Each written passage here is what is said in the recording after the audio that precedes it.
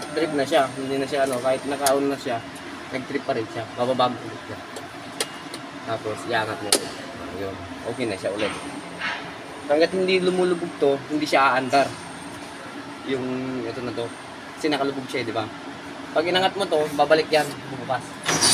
Gagalawin mo yung mga pintuan. Mayroon siyang, ano doon, para namamagnet. limit switch doon. Pag nakatapat siya doon sa may bakal, bababa yun. Lulubog siya ngayon. Pwede mo siyang paandarin ulit. Pwede mo siya kaya. Ikaw na rin magtatansya kung kunwari, dito ka ba magtatansya mo. Tatansya, ito ka lang siya.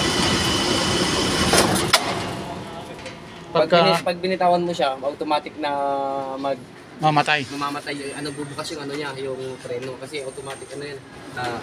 Magnetic brake yung tawag. Kaya nga kung halimbawa mababa yung kanya dito ma'am tayo, pindutin niyo ulit konti. Konti lang.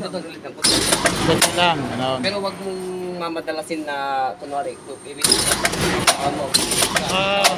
iinit yung preno, uusok yan. Pwedeng mag-push ng ano, uminit yung preno, hindi siya kakapit.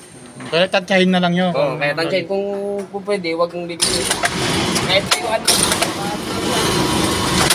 babahan mo lang ulit. Wag yung pitik-pitikan mo ng pitikan. Iinit kasi yung preno.